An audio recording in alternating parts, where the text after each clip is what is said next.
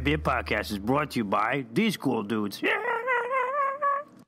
Yo, what's up, everybody? It's Cooley from the Redbeard Podcast, and you're listening to, you guessed it, the Redbeard Podcast. Guess what? Tony's not here today. Sucks. But guess what? It's a lot of guesses. Oh, see, he ruined it. He ruined the surprise, Dan. Ruined it, Dan. Well, Can't take him anywhere. now that the cat's out the bag, we have Dan, Tris, and Bera from the Spoiler Cast with us. What's going on, guys? Not too much. Not yourself? Yeah, just like living life and enjoying being on this spacious podcast. Nice. Yeah, it is pretty spacious. Talk to me and my listeners about Spoiler Cast and tell us what you do. Sure. So the Spoiler Cast is a podcast, admittedly not with as much frequency as yours is put out. We're looking to change that. But we basically talk about... Semi-monthly now? Semi-monthly podcast where we talk about mostly video games, sometimes movies, but the idea is... Let's talk about some news. Let's talk about a little bit what we're playing. And then at the end of the episode... The end of the episode... We spoil something, whether it be a video game or a movie. The last one we just did was actually with you, my friend, and it was Logan. So Yeah. Yeah. Which was a lot of fun.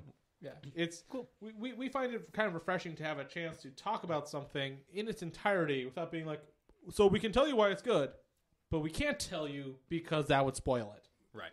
So it's a podcast for people who have finished whatever it is that we're talking about. Have either watched the movie or finished the game to completion or enough that they're comfortable listening to us talk about the whole thing. Or who just don't care about spoilers. Yep, or that too. That works as well. So true. And you can find us on our website at threeheadedboy.com. It's one word, threeheadedboy.com. And you can find us on iTunes, Stitcher, as well as this podcast. Yep. The Spoiler Cast. Yep. We also do gaming stuff and articles and videos on both YouTube and VidMe. And we heartily recommend checking out our VidMe over YouTube, which is vid.me/threeheadedboy. One note to make about our podcast is it's 3 words. It's the, then spoiler, then cast. There is a spoiler cast, 1 word, which is they don't do it anymore. They don't do it anymore, but it was Rooster Teeth did that. The guys. We did it first, Red though. versus Blue and those. Yeah, that stuff. We did it first, though. We did do it first, though. Recently as last weekend, where we could find you was PAX Yeah. East. Yeah. Right? Well, segues for days. How was that, man? Because I wanted to go so bad, and I actually had an opportunity, but, life happened, have to work, couldn't get the time off, so, didn't go. But you got to go, man, so I'm a little envious. Talk to me about what you saw there. Yeah, so it was actually my first ever PAX East. My first ever convention. I know I've talked to you guys about it on the Spoiler Cast before, how I've never been to a convention. So I looked out, tickets went on sale, and I was at work. Because tickets for that thing go on sale at like 11 a.m. or something weird like that. Yeah, it's got a weird timing. And the chat in our Slack chat at work went right off. Like, you got to buy these tickets. So I scooped them right up, which is great. And then I, took the vacation time off. But anyway, PAX was awesome. It's real busy. From what I gather, it's the busiest it's ever been. And gaming, and especially indie gaming, has really started to push against the tabletop stuff. So if you've ever been to PAX East before, it's in Boston. It used to be sort of a half and half between video games and tabletop games and card-based games. And you'd have like a big open expanse seating area where you could play those tabletop games, grab some lunch, things of that nature. And what's interesting about this year is kind of the emergence of 2 things in particular. One thing was the indie scene. Mm-hmm. There is so much indie there, which is really cool because really what it is it's you speaking with the developers and playing their games, and they're literally watching you. They're standing behind you with a clipboard, taking notes of how you're playing. Oh, well, he failed that jump that every other player's made. Might want to shorten that jump up a little bit. He didn't understand what button to hit in this side. I don't know why that person sounded like that. They didn't. I promise. I promise they didn't sound like Mr. Smithers. Anyway. Although that would be like wicked cool if he did. Yeah. Excellent. Yeah. No, that's Burns. Who does Smithers' voice? Is that Hank Azaria who does Smithers? Or I think so. I think it might be. I don't know. He's there or Harry Shearer. It's one of those two. Yeah, Burns would actually be better for that. Yeah. Excellent. Yes, he's died again in my Dark Souls clone. Excellent. So being able to check out all those games is great. Talk to some of the level designers and movement developers over at Yacht Club who made Shovel Knight. Shovel Knight is fucking awesome. Yeah. So they actually have a co-op. The entire game's going to be playable co-op. Actually, as of now. Yep. It's been co-op on Wii U actually for a while. Now it's co-op everywhere. Yeah, I've been playing it on the Switch. It's like the first time that I was like ever playing that game was on the Switch because, as we know, the Switch came out with limited titles. So I kind of ran the gamut. I got pretty much almost everything, but Shovel Knight was one of them, and I absolutely love the game. Like, people have been telling me about it for years, and like how great it was on like iOS and Android and mobile platforms and stuff like that. But I mean, playing it on the Switch and actually, just playing it on TV and doing the co-op thing, and it's fantastic. Treasure Trove is the name of the package that you can get now. Okay, cool. It actually comes with everything, like all the DLC, all the other stuff, the add-ons and stuff like that. So that was cool. You actually brought up just before we started Bastion, the game Bastion. So I played their new game, Supergiant. So they put out Bastion and then Transistor. Yep. I played Pyre, which is their new game. It's really neat. It's like a cross between like a MOBA or something, like League of Legends or Heroes of the Storm, things like that. That's where the big money is right now. Right, but mixed with like football. What? What? It's really weird. Now, when you say football, do you mean like American football? Oh, or yeah, sorry, what we yes. refer to as soccer? Yes. Football Americano, American football. Sorry. It is like where you have like three classes. You have a big guy, like a big brute who's slow but powerful, kind of a middle of the road average, like a Mario. And then you have a real weak, kind of squishy speedster. And you basically go up against this other team, and you have different lanes you can go down, which is where sort of the MOBA thing comes into play, and kind of choosing which hero you're going to use, and you switch between heroes. And the goal is to basically carry this orb, which is like a big ball that appears in the middle of the screen, and run it into the opponent's pyre. When you run it into their pyre, that one of those three characters basically dies because they basically sacrifice themselves to score points. Right. And then you have to wait for a while for them to respawn, and then you only have two players, and you can attack each other, and it was pretty cool. Nice. But definitely very Bastion-y and Transistor-y, and the music was very much like Bastion, which I enjoyed. Very cool. And the art style is very much like Bastion. I mean, or Transistor, really, but closer to like Bastion. And that was really neat, too. Did they have the same crew doing the music? It sounds like the same person who did the Bastion soundtrack. Right, because he also did the Transistor Oh, soundtrack. did he? Okay, so it's the same guy then, Yeah. for sure. But again, the music sounds, because it's again going back to that sort of motif. It's the motif is more similar to Bastion than Transistor. Okay. The music is more in line with Bastion. So, a lot of cosplay, or Yeah. A lot more than I expected. I didn't realize how many people dress up for this thing. Oh, yeah. It's true with almost every con. Yeah. I think that's what surprised me the most, because it's not that everybody's was good. I was expecting that. I was expecting some good cosplay. There was like a 10, 11 foot tall Reinhardt that was there, which was amazing. Yeah. I'll have to show you pictures. I took some pictures of like the whole Overwatch crew. A lot of Overwatch Nice. cosplay. A lot of Nice. Mercies. A lot of Mercies. A lot of divas. Nice. A lot of male divas, which is interesting. Definitely. Oh, God. Yep. And things of that nature. But there were just a lot of cosplayers. I would probably say a third of the people there were dressed in some sort of costume. From scaling anything from like a 12-foot tall Reinhardt to just like something really rudimentary. Like I put on a specific shirt and pants or something like that. Yeah. nice. Nice. So the other thing that I noticed is this emergence of esports. Oh, yeah. And it's just so weird. It is so weird to me. I don't follow sports teams. I don't really watch any of that stuff on Twitch. I don't get into it. I don't really like, like the MOBAs like League of Legends and Dota and stuff like that. I just don't care for them. To be on a clarifier though, like you do follow normal sports though, because we sorry. talk about that. Like Yeah. You don't follow esports teams, but you do follow like normal sports because we razz each other about baseball a decent amount. Yep, I am the Red Sox fan to your Yankees fan. It's true. Actually, do you like New York sports teams too, Cooley? I'm a Giants fan. I feel like you're a Giants fan. Yeah, I'm a Giants fan. Yeah, that's Nice. And me, I'm over here, and the only sport I care about is Irish hurley. It is a legit Go, sport. go County Clare. County Clare. Nice. But the esports thing though specifically is just what gets me. You know, and this has been going on for years in other countries, right? Like South Korea with StarCraft and like in stadiums and just nuts. But now that it's like really taking over here, it's just weird. Like my ESPN app has esports updates now. Yeah, right? Wow. Yeah, Which is a little crazy. Like, what are Is there like gambling involved? There was actually a really, really big scandal last year involving Counter-Strike gambling, actually. So silly. yeah. Really silly. Really weird. Oh wait, is this the one with like the flip for skins? Yes. Yeah, this shit's bizarre.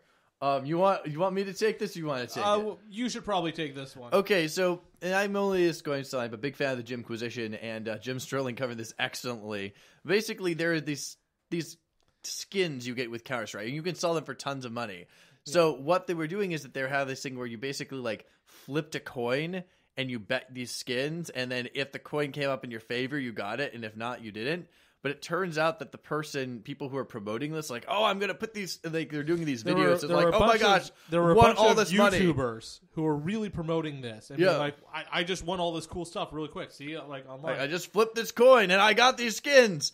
And it turns out that these YouTubers actually own the site where you could flip the coin and bet your skins. And didn't tell anyone. Yeah, there was no disclaimer like, oh, I'm playing my own random game of chance site. Yeah. Quote unquote random. Risking all of this money on the site I own. It was, but I'm sure there's like actually legitimate like sports style gambling though, right? Yeah. Where like people bet 5-1 that this Counter-Strike team's gonna win or something.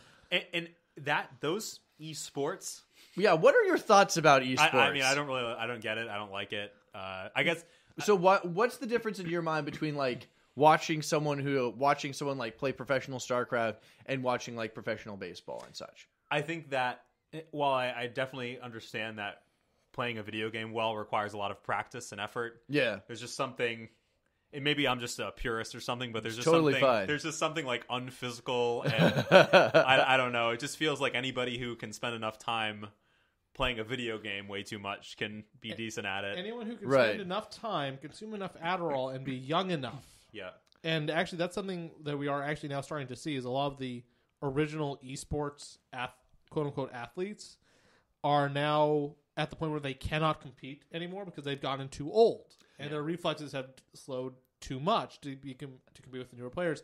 And they have no job skills, no training, no money because they got all this money when they were like 16 and 18 and are now basically destitute. Well, I mean, so in terms of like the age cutoff, like I don't follow it a ton, and I actually don't have strong feelings about esports either way. But like, you know, when I was in college, I like followed the degree of like a professional StarCraft, and even like in 2010 and stuff, people knew that there was an age cutoff, that there's only so much you can do in terms of clicks per minute and stuff in order to make that happen. So that's definitely like something that if you go into esports, you know that there is a finite clock, and I don't know, like. I in terms of like the one thing that is a pseudo esport that I do watch, well, it's not an esport, but like a non-physical, like I actually as a Magic the Gathering player, I watch a decent amount of Magic content, because I enjoy seeing people play Magic. Although it is very frustrating to me because like if you win the Pro Tour in Magic, which requires a lot of skill and time and going through all this stuff, you get $40,000. Yeah. Whereas is that some of these esports prizes are hundreds of thousands of dollars, and it's because they have more, like plus sponsorships, plus they have big deal sponsorships and big amounts of views and such. But I guess that like I don't know, like, and I know why market forces make it that way, but I don't know, I just like it's just enjoy watching really Magic insane. A lot more than I've ever. Yeah. I haven't really had much of a desire to really look at esports stuff, except for when I was like following StarCraft. I like HeroClix. Yeah. HeroClix? Is HeroClix dope? Nah, not really. No, not really. No. Anyways, back to the rise of esports and PAX. Back to you. And to kind of like take a full circle, close the conversation and move on. It was interesting to see jerseys for these esports teams there. What? Yeah. Yeah, not with names. It's not like, Oh, all right. It's like no numbers and Right, it's not like names or anything. Beckham Jr. or anything Yeah. like that. It's like Well, that's because the names just- on the back of the jerseys would be like XX Pro Super Dick 420. right. I will name a child that. Right. I don't want a jersey that has seagull on the Super back Dick of it. 420. Exactly. There it is. So it's just weird to see like these team jerseys all over the place and like gear you can buy. Yeah. See people at this wonderful event where you can check out all these new games and interact with so many people. And like I went to panels. Some of my friends did panels on like gaming journalism and stuff. Really great stuff. Nice. But instead they're just sitting here in front of this giant TV while people are literally sportscasting Hearthstone, like a card game tournament. Right. That game's actually really cool. I like that Hearthstone's one. a good game. Yeah, a lot of people love I Hearthstone. like playing Hearthstone, but I don't like watching Right. Right. other people play Hearthstone. People make a lot of money Yeah. off streaming Hearthstone, though. Yeah. Like, I Yeah. think there's people who make six figures off of it. The Probably. streaming and the broadcasting and the the Let's Play craze that's going on right now is mind-boggling to me. It's like this game is fully available for you to play Yeah. and enjoy, but you'd rather sit and watch somebody else play. well, Hey, Here's the but thing. remember with Let's Plays, you should only watch Three-Headed Boys Let's Plays. That's right. Yes. Wow, I We're very feel really entertaining. bad for It's okay. knocking that. It's okay. It's called Different Strokes to Rule the World. Well, it's- But there's two kinds of let's be honest, there are two kinds of Let's Plays. There are Let's Plays where someone is playing through the game and discussing the game and talking about the game and sort of showing their skill off at it. And then there are Let's Plays that are basically like podcasts where Yeah. people are just talking while they're playing the game. Right. The second ones you watch because you like the people, Right. and you follow them for the people doing it. The second ones you watch because you're interested in the game and you want to see like for example, like I'll watch a Let's Play of something that maybe I haven't played since I was a kid Yep. that I can't play anymore, or something I've already played, but I want to see how someone else goes through it. Because maybe they'll stumble upon something, maybe they'll find something that I haven't done yet. and there's too little of that second thing you mentioned of just like the dry playthrough you almost never see. Like Oh, yeah. just somebody playing through a game for you to watch and enjoy. Like it's amazing how many times it's like, oh, a playthrough of like we were just talking about The Last of Us. And you turn it on and then it's like guys going through this atmospheric, and then all of a sudden you hear, "What's up, guys? This is I don't know." What is it? 420. Oh my God! What's big, up, guys? big- This is XX Yeah. 420 Super It's like, can I just watch the game being played? Or No, Is no. there- Minecraft- Minecraft is the Super big Dick one. 420. Is there a XX stream Super- out there from somebody that just rage quits all the time? Yeah. Yes. Yes. I believe it's actually Achievement Hunter, and the Rooster Teeth guys actually have a segment called Rage Quit. Yeah, I want to watch it. That I would watch. I just want to watch somebody lose their shit, Yeah. like because they can't get past like a certain platforming level or something like Well, that. that's the beauty of stuff now with like VR and RE7 is just watching people just lose their shit during spooky games in VR. Yeah, let's talk about Resident Evil 7, right? yeah, Resident Evil 7. Yeah. Is there anything else you want to talk to in No. about PAX? Now let's take Transition this as to a win of a RE7. transition to RE7. So, RE7. So RE7, Yeah, go for it. Start it off. a return to form, if anything. Yeah. Well, it's different, right? It's different. It's a first person. It's in first person as opposed to third person, which every other game has. Like a had. return to form instead of instead of being goofy, it's like actually scary now. So right. So the Resident Evil series has always been super campy, very goofy, traditionally historically bad voice acting and dialogue, Which is still the case. which is still the case. 'Cause I've watched a lot of this game being played, and I gotta yeah. tell you, the writing is really bad. Well, Yeah, like- and, well, and like- these guys aren't as winning that. any kind of Oscar for voice acting. Well, so like if I recall correctly, I think Resident Evil 1, when it released in Japan, had English voice acting with Japanese subtitles. Like there was no Japanese voiceover or dialogue for that game no, you're absolutely right. because they wanted to do it as like an homage to like the American like zombie horror, like slasher flicks almost. The thing with Resident Evil is that it was very much a horror game genre up until about RE4.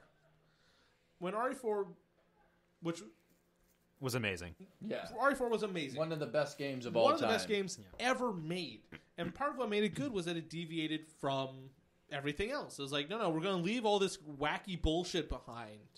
No, it's and we're just going to go full-on camp. There was plenty of wacky bullshit. There was plenty of wacky bullshit. But it was wacky bullshit that was new to the Resident Evil verse. So it didn't have anything to do with Umbrella or the T-Virus or any of that stuff. So it was like, no, we're going to do a fresh... Like, we're just going to cut off from the plot line. We're going to do something new. We're going to go full camp. We are going full campiness with this. And we're going to love it every second of it. And every it was more second action. of Leon. Your right hand comes off. But if anything, it was too successful. It was the game that kind of doomed the franchise. Because after that, they're like, oh, people want the action. Hence RE5. And RE6. And everything else that kind of came after that. Well, I mean, the one pushback I'll have about that is that I feel like RE4 could have been the start of a different direction that could have been good. I feel like the reason why, because like again, Stone Cold classic of a game. It's just is that like subsequent directors, writers, people who made those sequels didn't understand why it was as good or didn't execute as well. Like if they had like continued on in that vein and made better games in that style, people would have been like, why did we ever want to have Resident Evil the way RE1 was, you know? And I look at would never have that nostalgia. I look at Devil May Cry as a perfect example because that was originally going to be Resident Evil. Yeah. And as they were making it, they were like, this is so far away from what Resident Evil is that let's make Devil May Cry. They could have done the same thing with Resident Evil 4. And then Resident Evil 4 and 5 could have been a whole different game. Game series. Right. Oh, yeah. And then the director of Devil May Cry got... Then there was all that with Clover and the director of Devil May Cry, and now they left Capcom and are now Platinum Games. My God, how fresh would it be to have like different game styles though for Resident Evil? Like, I mean, I would love to have like a like Contra Resident Evil style, right? Like, so that shit would be amazing. It would be great. Like you're just like side scrolling, running through like capping zombies and tyrants and all that shit. See, I wasn't actually thinking about that. I was thinking about like, what if you had like a straight up Stalingrad style war game where it's like not just like because RE4 is an action movie. No, I'm talking about waves and waves of zombies. You're side by side with your buddies, and you're just trying to survive. And you get some cover, and you take a shot, and then you're gunning, and then you're running, and it's just like there's no hope. There's no hope for humanity. You have to get on this ship to Mars, or you're all gonna die. Well, I'd love to say that Capcom is missing a grand opportunity here to do something like what we're talking about. Just like throw out all these different genres of, well, not genres, but like survival horror, but. Twists. Do it as like a side scroller but they're not. I mean, they killed it with Resident Evil 7. Yeah. Well, because they went back to basics. Yeah. They decided here's let's the make other a game thing. that goes back to basics. Here's the other thing though is that they did actually mix that up with Umbrella Chronicles, which was basically like a light gun shooter for Resident Evil. Oh, and nice! It's actually one of the better Resident Evil games because it's a light gun game. It's for the Wii. So it's using Wii motion controls and like the pointers and infrared stuff, which works really well. And it touches on like the first, and it touches on I think it's 0 through RE3, and then tells even a separate side story too. And it was actually really well put together, and was very much kind of like a homage to both Resident Evil, but also stuff like House of the Dead. Huh. And then they followed it up with what was it? Raccoon City. Is that the online one? No, there was the online one, but they did another one that was also light gun. It was Raccoon City. I honestly forget. It was Raccoon City something, and it was just absolute garbage. Raccoon City Ransom. That would be a good crossower. That would Yes, be it good. would. Yes, it would. But yes. Or a Sly Cooper, a game set in Raccoon City. Grand Theft Auto Raccoon City. Oh, that could only man. end poorly. Oh man. But yes, RE7, however, is a return to those horror roots, and it's a fantastic return to those horror roots. I see it as a cross between like Evil Dead and Texas Chainsaw Massacre. Yeah. Oh yeah, and it's. I think what happened was when PT got canceled, aka Silent Hills, and all that with Konami, I think Capcom saw their moment to be like, wait a minute, we now have a golden opportunity because everyone wanted this. Let's deliver this. Let's deliver this our way. Except PT was still fucking way better. Yeah. Yeah. Yeah, for the 3 minutes of gameplay that are actually there, like it is. I must have played that game for about 8 hours. Yeah. Yeah. Right, like 8 total hours of 3 minutes of gameplay. It was. Wait, isn't Norman Reedus in Kojima's new game though? Yeah. Yes, he is. Are we excited about Kojima's new game? I would be if I had a PS4. I don't have a PS4. I would be if I knew anything about the game apart from the very bizarre trailers we've seen. Well, Norman Reedus and Mads Mikkelsen are both in it, so Yeah. it's going to be pretty cool. So Yeah, if Mads Mikkelsen is involved, I'm down. That dude's like one of my favorite new actors. Yeah. I love Mads Mikkelsen. What a G. I love him so much. No, Silent Hills was. Oh my god, it could have been so good. It's gonna be Hideo Kojima with The writer of Guillermo del Toro. Guillermo del Guillermo Toro. Toro. Yep. No, I'm trying to remember.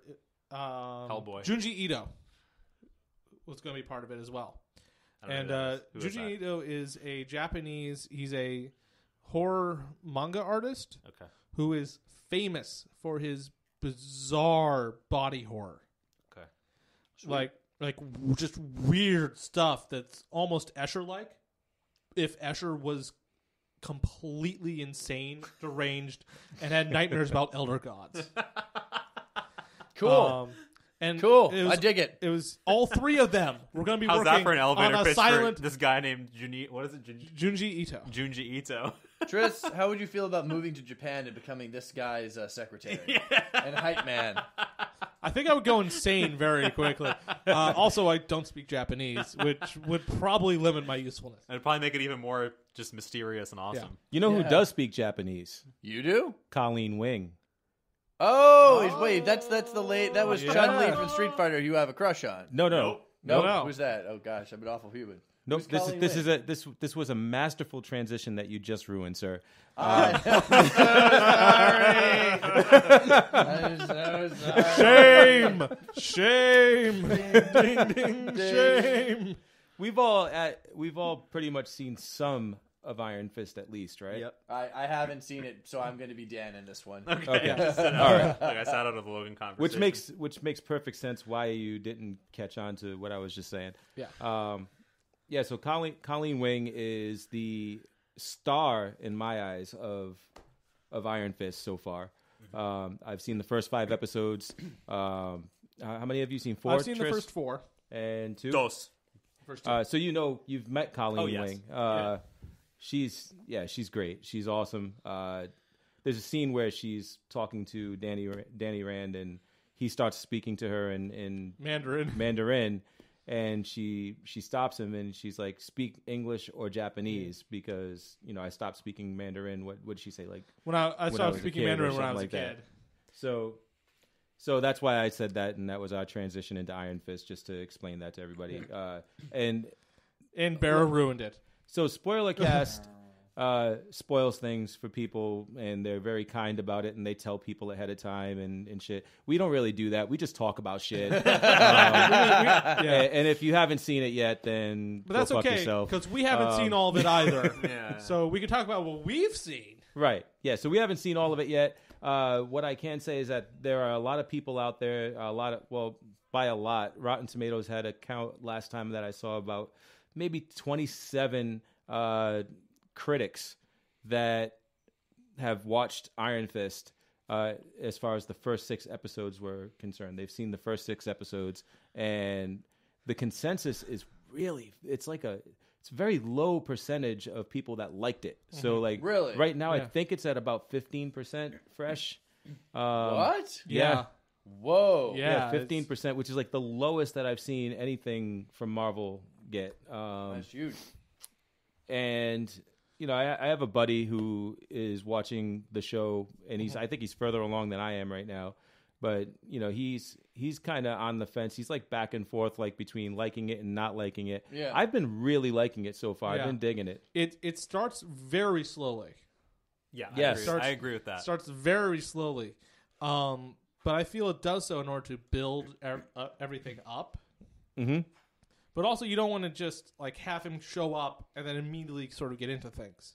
Yeah, I'd like to check it out and see. Like, I'm probably going to look this up while we're talking about it, but I want to check it out and see, like, if each episode is directed by somebody different, because it feel like the very It kind first of feels that way. yeah, the first episode, it felt like everybody was on Quaaludes. Like, it was like, Yeah, even the fight scene in the first episode is on Quaaludes. Yeah. It's like it's like everything is just so like they're slowly kicking these guards' asses, and yeah. it's So weird. when we say it's slow moving, it's not just slow moving. Like it's a slow show. Everything is slow.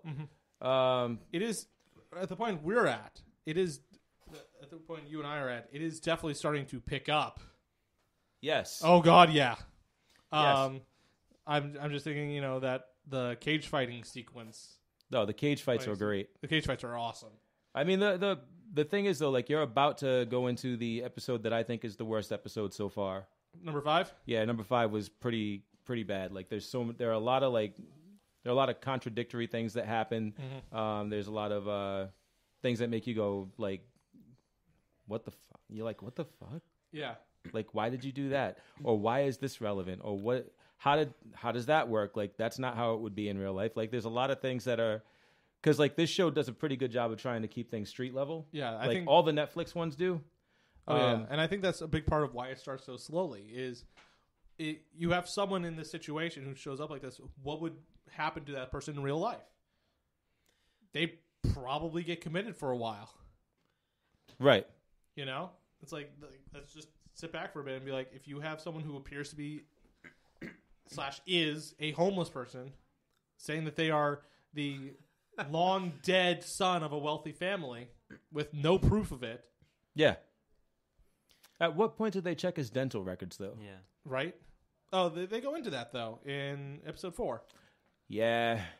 Yeah. But still, Here's like the it's- problem with, but the it, problem it's is still, it's like it took too long to get there, though. it took Like I too mean, long. like It's when also DNA. I mean, dental records. If well, he has no Well, they living get around family, the DNA thing in like the second episode or something. right? Because like he has that. no living family. yeah, and he was gone. They have nothing to match 15 it with, years. to match his DNA with, because he was too young when he got in the plane crash. Yeah, he was like 10 years old when he They get around disappeared. that in thumbprints too, with what I consider kind of MacGuffin-esque sort of stuff. Yeah. As someone who has seen Far Enough in, I am grinning maniacally at Dan. But it's also like, all right. So one of the things that happens is it's revealed that someone is systematically destroying all records of Danny Rand. Yes. That's why. Oh, okay. Is that someone is going around trying to make sure that there is nothing that can tie him to himself, basically. To me, and I have a very small sample, an unfortunately small sample size because I've only seen the first 2 episodes. But to me, it's a lot of like really cool and unique ideas, like not happening in the actual show so much, but like I can kind of see where all the cool ideas are. But for me, at least in the first 2 episodes, and again, it's small sample size. It is very slow. I am not a big fan of the writing. I'm not a big fan of the acting. I'm not a big fan of the action scenes. But I like the ideas. I'm also not a fan of the way everything is sort of. It goes back to the writing, but sort of scripted out. Like here's this scene, here's that scene. Right. It's all really like contrived. But again, like the ideas, the idea that he's in this mental institution is a really cool idea. I'm just really starting getting to the fists in the hand and stuff like that, where I am in episode 2. But like the Faramir, whoever I forget his name, Meacham, I think is his character, and it's not a spoiler. He's a huge billable actor. Of course, he's going to be in it more than a picture. Right. I mean, he's freaking Faramir. Come on, guys. Yeah. I did not know Faramir was in this. Yeah. Oh yeah. Is he glorious? The Yes. steward of Oh, yeah. Gondor? He's far and away the best actor on the shows that I've seen. So, although Well, he's the best. Pauline's amazing. Yeah. He's probably the best actor on the show, and he's also probably got the most complex character thus far, from what we have seen. Well, him and I think Ward is probably. Yeah. Ward is, but he's also As far as complexity is far as concerned, I complexity. mean, I think Yeah. Ward is like he takes the cake. I mean, he's such a- getting. I think Ward is getting there. Yeah. in terms of complexity. It's kind of like a Darth.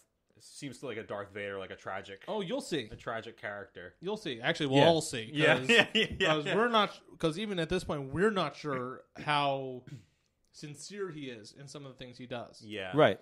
Um, Yeah, he's definitely one of these guys that's like Playing he's got both sides. really big daddy issues. You know, like Yep. So what's interesting though about the show, again, only into episode 2, is that it seems like every character that isn't the main character is really interesting, and the main character is not interesting at all. That's where I'm at right now in episode 2. But, Can I say something heretical? Yeah. And granted, I haven't finished season 2 of it, but I actually feel that exact same way about Daredevil. Okay. Like, I know different people love Daredevil stuff, but like, I really, really liked pretty much everyone on Daredevil, especially in season 1, and also season 2 was better clearly, but like, except that guy who actually plays Matt Murdock. I find him like Foggy is far more interesting. Daredevil's girlfriend's far more interesting. Vince Vaughn is of course great. Vince Vaughn's wife is awesome. Like the cop is who's like his who's the childhood friends of Foggy and Matt Murdock. Great. Matt Dude, Murdock. is Vince Vaughn and Sorry, not Vince Vaughn. Vincent D'Onofrio. Oh, okay. Vincent D'Onofrio. Yeah. Wait, what? We all know him as Like, Edgar from Men in Black. Thank you very much. Hey, Vincent D'Onofrio is Or always Thor. Law and Order Yeah. criminal intent. from Adventures in Babysitting. Yes, or Thor Yes. from Adventure, which is a really weird juxtaposition to Yes. his characters now. But I yeah. saw that movie literally about a month or two ago out of nowhere, but it was on like Netflix, and my girlfriend and I were watching it, and I was like, "Oh my god, that is Edgar from Men in Black." That is, I forgot the name of his character in Law and Wilson Order. Fisk. Yeah. Oh, and Law and Order. Yeah, I don't know. Forget who his name was, but Anyway, I don't know, like Sorry. I have not But it's yet not Vince Vaughn. seen. No, it's Vincent D'Onofrio. I have not yet seen Iron Fist, but I do. But if I also see that pattern, that'll be really interesting to me, and that'll mean that of the Defenders, you have 2 shows with really interesting, very compelling main characters, and lots of good side characters too. But I mean, like Jessica Jones, later plays Jessica Jones, fantastic. Guy who plays Luke Cage, my gosh, Perfect. Perfect. Yeah. Perfect. But yeah, like Daredevil and Iron, at least in my estimation, Daredevil is like not particularly compelling, and if Iron Fist also is not compelling, that's just kind of interesting that you have like one show, because it's not as if both of those. I mean, Luke Cage had great ensemble cast, and so did Jessica Jones. Here's the key is that you have 2 characters that are in solo shows that work best when they're with other characters. Right. So Daredevil, I think, was far more interesting when he was paired with Elektra and Punisher. Yeah. Right? Like, so when he did his thing with the Punisher, like, he was far more interesting because definitely. he had his set of morals, and it was going up against the Punisher set of morals, and they had conversations, and it was just it got deeper, and it was a lot more moving. Yeah. Same thing with him and Elektra. Oh, when yeah. they were paired off, like, they had the same real, like, back and forth with, like, hey, you shouldn't be killing, and like that was like the theme for season 2 was like, don't kill, And like, because season 2 killing's was bad. I haven't finished season 2, but I liked it a lot better than 1 by a Right. large shot. And the same thing with Iron Fist. I feel like Iron Fist, like the type of character that he is, being like he's a lot like Star-Lord in a lot of ways. Where Star-Lord was taken from Earth at a very young age and raised in space. Like he's got a very he's got this sense of wonder about him. Like everything is still brand new for him. Yeah, he's a young outsider. Exactly. And he's going to be a perpetual outsider because he's in outer space, right? He's like, so everything is going to be brand new all the fucking time, as opposed to us who we're kind of earthbound, right? So same thing with this guy. Like he was taken not taken, but rescued at a young age, brought to a monastery in another dimension. So now that he's back on Earth, right? He's got this sense of wonder about him. He's the sense of awe, like, like what the fuck is a cell phone?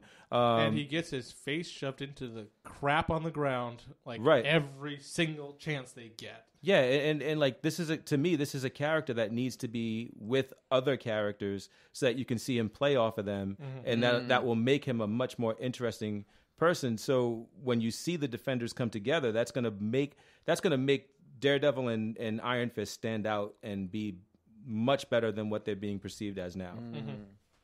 I will say that, like we said, we haven't seen all of it yet, so they may introduce characters who he plays off of later on. Well, I think to my point, his interactions with Colleen Wing are fantastic. Yes, that's probably the best sort of playoff in the show.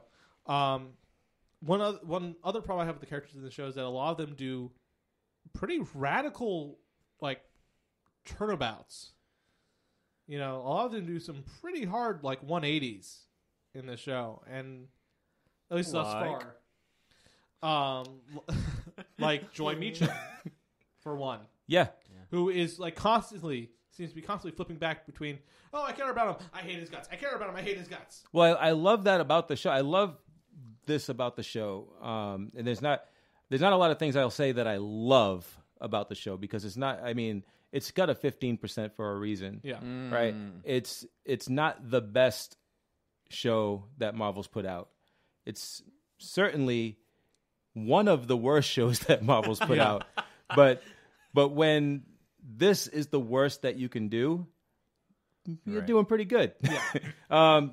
I like it. I don't love it, but one of the things that I do love is the realness of the characters. Yes. Like nobody is black and white. Nobody is you don't look at somebody and immediately say, okay, well, this guy's evil, this guy's good.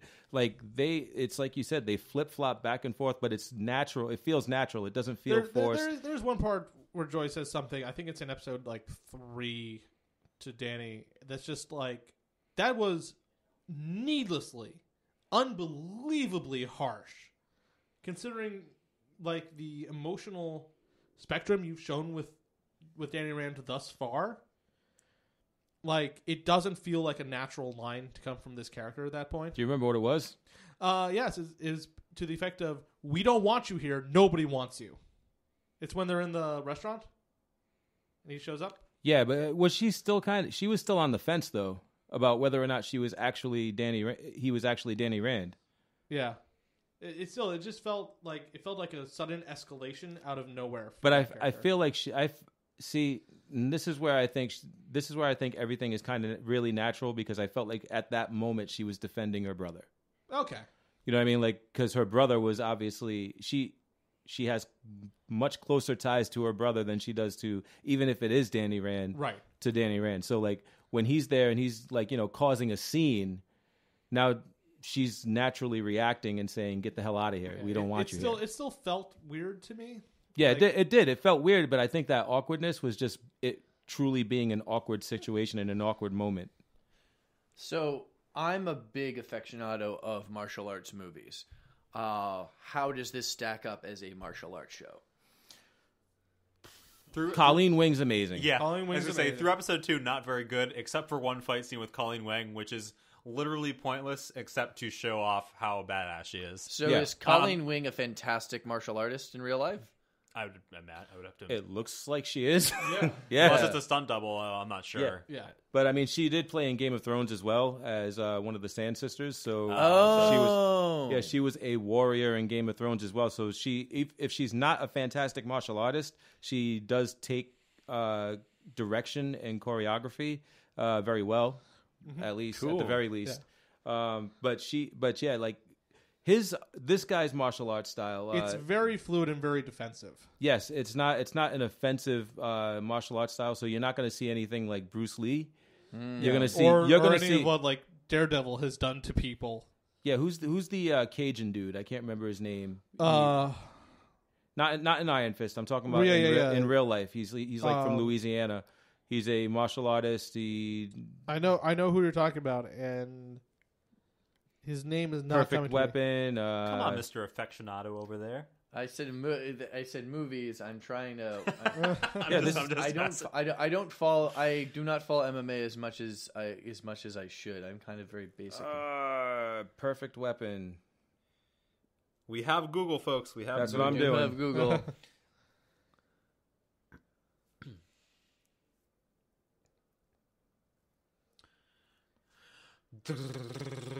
Oh, Steven. roll. Oh, you mean Steven Seagal? Yeah, and he wasn't the Perfect Weapon, by the way. Yeah. No. That was Jeff Jeff. Seagal. Yes. That was Jeff Speakman. I don't know who the hell he Steven is Seagal anyway. lives in Louisiana. I think I was getting confused. Is that Steven Seagal actually the style he does it a little bit more offensive, but the style that Steven Seagal does Aikido is actually often less practiced, more softer / is Yeah, it's Yeah. very, Not it's as hard. very, it's very Steven Seagal like. like so what he's Aikido doing. has- So what he's doing in it is very Steven Seagal. Yeah, he's Yeah. using a lot of momentum from his opponent. Yeah. To direct the flow of the fight, and he's like Yeah. exerting very little energy. Yeah. In doing so, and when he does that, because of that, just like with Steven Seagal, he comes off as looking lazy. Yeah. So it's not exciting. They're not exciting fights. Yeah. Yeah, no. On Yeah, the other with- hand, though, Steven that is Seagal- actually fairly realistic in terms of skilled martial arts. Right. Yeah. With Steven Seagal, they actually told him, no, throw more punches in, because it didn't look entertaining when he did Aikido. And if you Right. watch, but if you you can find early footage of a really young Steven Seagal at Aikido, His exhibitions first movie and stuff. apparently uses a lot more straight. Oh yes, Aikido. it does. And then they're like, no, these fight scenes don't sell. Throw more punches. Yeah. No, there's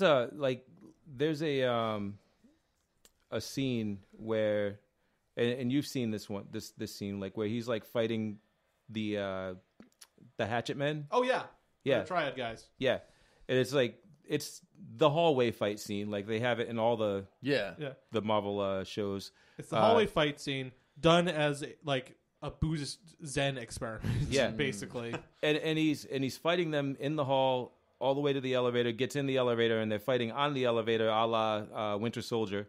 Nice. It's actually a really nice shot too. And it's cool, but again, there's so much going on, and it's so fast. It's happening so quickly, and it's happening. But you're looking at it, and there's not a lot of energy in it. It's like you're watching it, and you're like, oh man, this is you feel like you're just, I don't know, you're just going through drunk, the motions, or, you know? Yeah, Yeah. So that's probably what people are looking at. Yeah. And they're saying, oh, this is awful. And it's not. It's just, like you said, it's a little bit more realistic. Right. And not everything has to be a slam bang, super fast, fight scene. Right. So for me, who is totally horribly ignorant to martial arts, Yeah. to me it's why is this a kung fu show but there's no kung fu, right? Which is no, it's a it's super actual ignorant kung fu. yeah, exactly. So to me it's where is all the whiz bang, right? Right. But realistically it's actually probably one of the most true, what it sounds like, depictions of martial arts. I'm just not ready for it because I'm ignorant to it. Have you guys this is seen the Iron Fist yet? The Yes. glowy Yes. shit? Does the glowy shit look awesome? Looks all right. it looks okay. Hey, this is Netflix. This isn't. Yeah. It looks. It could have looked a lot This isn't better. Doctor They could have Strange, added a little Kirby crackle to it, or some kind of outer. But it's a very Right. it's a very inside glow. You know what I mean? Yeah, It's a very It's there's he's got a string of LEDs, and you see veins and stuff, and sort of semi musculature and stuff. yes. Through the light, so it's he's being lit up from within. Yeah, and I wish there was an outer glow to it. We may get there. Who knows? It's We may still get there. that still might come. Yeah, he's only used it very sparingly thus far. Now we talked a little bit earlier before we got into this about not on the show, but before we started recording about Eating delicious burgers. the whitewashing thing. Yeah, And that too. yeah, delicious burgers. and burgers. Yeah. About the whitewashing thing and Ghost in the Shell and all that, and so I mentioned this because I talked about this on Redbeard podcast. Yeah. The whitewashing and or the concept of whitewashing as it applies to Iron Fist. Yeah, how does that work in there? Because it's almost a damned if you do, damned if you don't, in that the character originally was white, but it's also but he was white and created in this whole trope of the white guy goes and studies mystical Asian martial arts and then come back as a It's the beast. trope of the white guy is better than the Asian guys at the things that the Asian people have invented. You're right. Right. So how does this show square that? Well, in my humble opinion, Yes. right? And I said this on our podcast, or on our last show. Our last Yeah, I episode. remember you were talking about this. It's confusing because I've been on your podcast. Yeah. Well, I just listened to the newest one, and you were talking about how in the actual comics, he's actually a white guy, basically. Yeah, so he's actually a white guy Yeah. in the comics. Yes. But if they were going to say, hey, let's cast an Asian guy because he does kung fu, isn't that more racist Yeah. than just keeping him a white dude? Right. It's like then it's like a damned if you do, a damned if you don't. Yeah. Because you either keep this origin story that uses like some some of those old school tropes, or you change it. But the way you change is like, oh, we'll do an Asian American dude just because Asians do martial arts. Right. It's just like oh. I will say, I feel like they've actually struck a fairly good balance here because the character that they are presenting, yes, he is a, American white guy who's doing kung fu, but because of how they are being very sort of accurate with the martial arts, but also how he is very much attuned to the spiritual side of the martial arts as well. It feels like they're approaching it with a level of respect that you don't usually see. And I think that's kind of where some of the forgiveness or some of the better balancing is. I mean, there's also the other thing in terms as a martial arts practitioner myself, who's studied different martial arts, since I was 7 years old. Something that's also pretty apparent in the martial arts community is But what's that? But you're not Asian. I'm not Asian, but I'm a white guy. But at the same time, it's you look, martial arts is something where it's the martial arts we do in the West was actively exported and trained and made by people who, yes, were originally Asian, but they wanted people of different races and creeds to do it. Right. I'm a judo practitioner at the moment, and you see judo tournaments, and they're proudly done people from all different countries, colors, just fighting together, training together. And yes, it was and basically doing Jigoro Kano's vision. Same with Shotokan karate, same with different kung fu and stuff. People just like to be able to fight with each other. And it's cultural exchange. There is definitely a lot of cultural exchange. And yes, there can be problematic elements of it. But at the same time, it's just it's also the similar thing with music too. It's there's cultural exchange. It started from a particular culture, but I feel at least in my opinion, as white dude, on this particular subject, it's as long as there is a respect given and to those traditions, and you are moving forward in a not dickish way, then I think that's because really the fact is that it's not just Danny Rand is this fictional anomaly. Plenty of white people do martial arts. Plenty of black people do martial arts. And Hispanics, etc. It's not limited to that period. It's not limited. Yao to... Ming is a nasty basketball player. Exactly. You know what I mean? Oh no! In totally. a world where Yao Ming is a great basketball player. Well, this guy can be a martial artist. Anybody can be anything and if you practice enough. And they touch on this in the show. Another thing, Kristaps Porzingis, he won the skills challenge. This tall, lanky ass, 23-year-old Latvian white guy. Right. Yeah, exactly. Anyone can do it. Yeah. And they touch on this on the show because she runs a dojo for a bunch of inner city kids. Yeah. Yeah, and Danny Rand actually confronts them because they're goofing off, and he's like, no, this is a dojo. This is a place of respect, and you need to show respect to it. Yeah, it's not like Al Jolson, Right. and right. Yeah. But I think it's not what we really need, disrespecting the art. Blackface, you know what I mean, coming out yeah, it's I think Mammy. I think what we really What the fuck, man?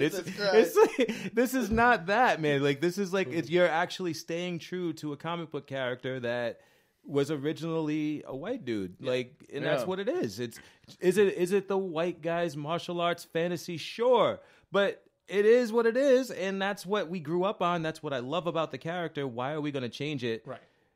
For What you're saying, sir, is that we need to introduce the Marquis of Queensberry rules into the Orient. I see how it is. Yes, proper fisticuffing. Yes, a proper exchange of fists and blows. So yeah, so that's pretty much that's pretty much it in a nutshell, man. I'm like not really. I'm not feeling all the criticism that's being thrown at it just because it feels like it's a little bit extra. But I'm not like completely mad at the fact that some people don't like it because I can totally understand that. Not a lot of people are into slow moving things, and it's not the best director in the world either. Like for the most part, and like I'm saying, I want to see if it's like multiple directors, but for me, it's not like the fact that there's no whiz bang as much as it's the writing. I just don't love the writing and the acting, and but I also think that I think writing. I think you can't act bad writing. So I think the writing's the chief culprit for me. Well, at least an episode by episode 2. Yeah. Well, I mean, Alec Guinness was given. Let's be honest. Alec Guinness's Obi-Wan Kenobi, his dialogue is not very good, but he makes it work. Yeah. I mean, that's the thing. A lot of people, the original Star Wars movies were made despite George Lucas, not because of it. Like, George Lucas created a wonderful framework, and then he was smart enough to work with a lot of great people. Like, he got his film school mentor, Irving Kershner, to do Empire Strikes Back. And the I love you, I know line was improvised. It's improvised, because he can't write romantic dialogue, as we saw from Attack of the Clones. Like, and sand. It's like sand, yeah. Oh, gosh. Well, to wrap it up, what I'm going to do is because we do this on our show every now and then, we play Would You Rather at the end, and I'm going to get a round in with you guys. All right. Awesome. Love it. Love it. So, Dan, you're first. Oh, God. I was actually looking forward to this. Would you rather have a mansion in the worst neighborhood or a shit shack in the best neighborhood? I think I'd rather have a shit shack in the best neighborhood. Why? Oh, I got to answer why. Yeah, of course. Because I think that I guess from like a especially when you're that quick with the answer, you got to tell me why. From an earthy view, I guess, to tie things back to Iron Fist, right? It's about sort of enjoying the little things in life, and kind of taking a breath and taking a step back and really enjoying the world for what it is, more than for your kind of extrinsic benefit. That's very noble. I'd probably take the mansion. Just so I could show off to all the people in the worst neighborhood. There you go. Look what I got from doing podcasts. Tris. All right. Would you rather be a poo Okay. or be a toilet?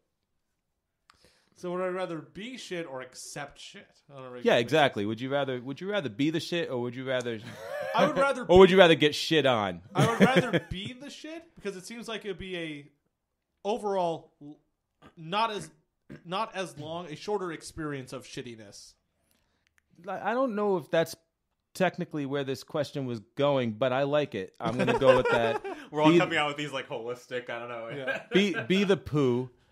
53% of people would be. It's a pretty even split, but That's actually very easy. Yeah, What was mine? 53%. I didn't see yours because I skipped it. Oh. That's my fault. But I'm going to say probably I think most 10% of probably people would like to have the shit shack. I would rather be the shit and then get flushed away than to spend my entire existence accepting other people's waste. All right. You got something. Here we go. All right. Hit me. Would you rather get punched in the face with Okay. brass knuckles by Mike Tyson Fucking hey. or tell your crush you want to have sex with them? I have told my crush I want to have sex with them, and you know what? Here's the thing. Here's the thing on this thing, actually. Being rejected by people that I was interested in has actually been some of the better romantic memories of my life. And I'm saying this is it's not even a sad thing, actually. No, It's I agree. It helped me to like grow and have courage and to have an idea of what I want, and to like stop pedestalizing and like see people as a human being. I say to someone who's like, at the moment I'm in like a great relationship, et cetera, but like I think that unless you have the guts to actually ask for what you want out of a romantic relationship, it's just not good. You're never going to be able to have a healthy romantic relationship. And so even in the worst case scenario, it's better to just ask the woman you want to have sex with, or man, or not gender non-conforming, like, do you want to have sex with me, rather than probably dying because Mike Tyson With is one of brass the greatest knuckles. boxers of all time, and that's brass knuckles, and it's in the face. Yeah, 91% of people agree with you. Yeah, I feel the same way about getting punched in the face, though. It's some of the more, romantic moments of my life I've come from punches in the face. and have helped me improve in accepting punches in the face while I'm delivering them as well. I mean, I feel like the brass knuckles in the back. It would be more interesting of a question. Is like, would you rather get punched in the face or tell your crush you wanted to have sex with them? Who's asking me? Okay. I got it. Tris, you'll make it weird, so I want you to do it. Skip button at the bottom. Find the one that's broken. Find a good one Actually, for wait me. a second. We should. Tris has, of course, the say, but Let's see here. Okay, here we go. Here's a good one. Here's a good one that's on topic. Great.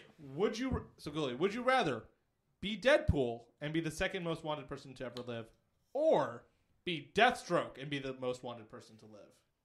I'd rather be Deathstroke. Really? That's surprising. I'm gonna tell you why.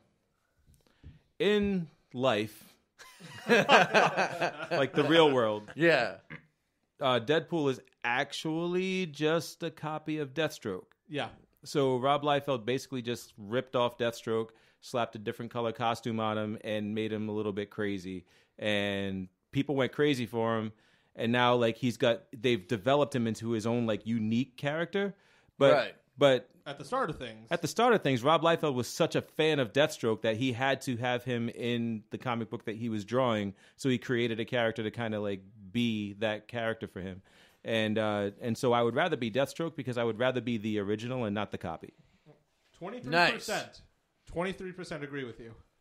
That's because 23% of people are fools. Are not fools, I mean. I'm sorry. They're not fools because I'm not a fool. 23% of people know who Deathstroke is. Yeah. Exactly. There you go. All right. And the other 70% are me. Yes. Great. All right, guys. So anything else you guys want to say before we wrap up? No, this was awesome. Yeah, it was great to be on the Redbeard podcast. Nice. And where can we find your stuff again? You can find us on our website at threeheadedboy.com, one word, or the spoiler cast, 3 words, on iTunes and Stitcher. And you can find us, obviously, at redbeardpodcast.com. You can find us on YouTube. You can find us on Facebook. You can find us on Twitter, Instagram, and any other form of social media. Or, where you found us in the first place. Exactly. Yeah. Sounds good. Or iTunes. Yay. Yay. Peace.